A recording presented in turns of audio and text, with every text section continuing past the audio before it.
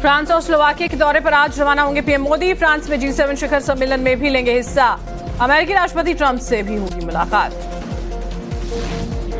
अगले कुछ घंटों में हो सकता है अमेरिका ईरान के बीच शांति समझौता। जिनेवा में समझौते के लिए पहुंचने लगी डेलीगेशन। सूत्रों के मुताबिक ट्रंप ने दी समझौते को मंजूरी। स्ट्रेट ऑफ हॉर्मुज और ओमान की खाड़ी में भारतीय नाविकों पर हमला मामले में ट्रंप का बयान। कहा, ईरान कर रहा है ड्रोन अटैक, ऐसे हमले बर्दाश्त नहीं। गृह युद्ध की कगार पर पाकिस्तान। पीओजे के बाद बलूचिस्तान में भी सरकारी कर्मचारी सड़कों पर उतरे। मुल्ला मुनीर ने पाकिस्तान के कब्जे वाले कश्मीर में टैंकों को सड़कों पर उतारा।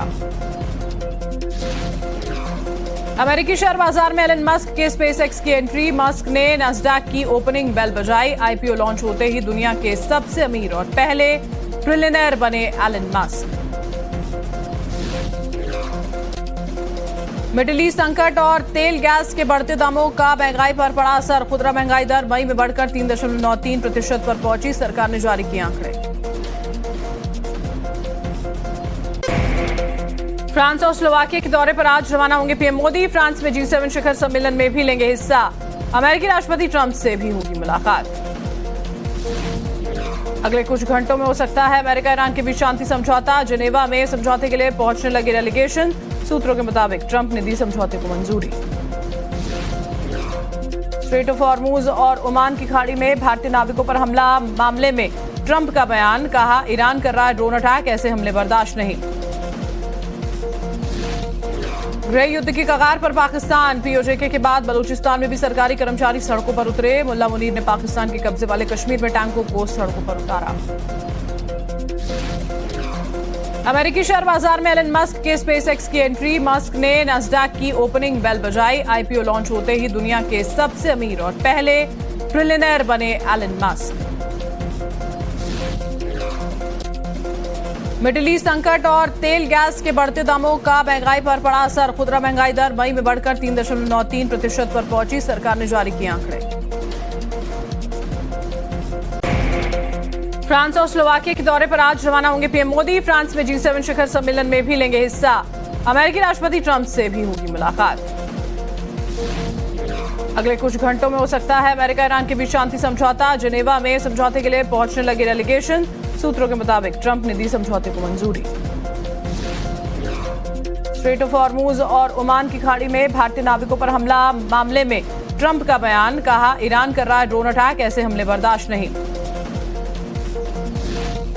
गृह युद्ध की कगार पर पाकिस्तान। पीओजे के बाद बलूचिस्तान में भी सरकारी कर्मचारी सड़कों पर उतरे। मुल्ला मुनीर ने पाकिस्तान के कब्जे वाले कश्मीर में टैंकों को सड़कों पर उतारा।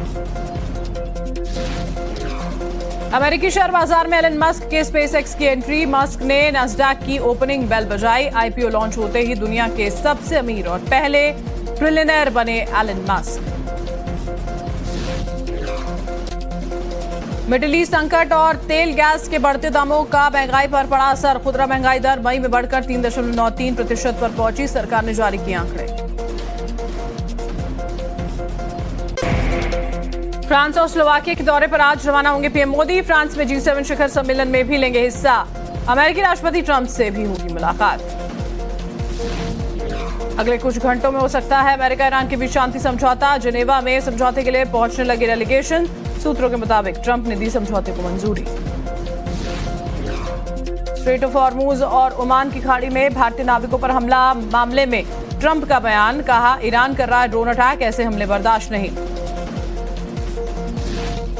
गृह युद्ध की कगार पर पाकिस्तान। पीओजे के बाद बलूचिस्तान में भी सरकारी कर्मचारी सड़कों पर उतरे। मुल्ला मुनीर ने पाकिस्तान के कब्जे वाले कश्मीर में टैंकों को सड़कों पर उतारा।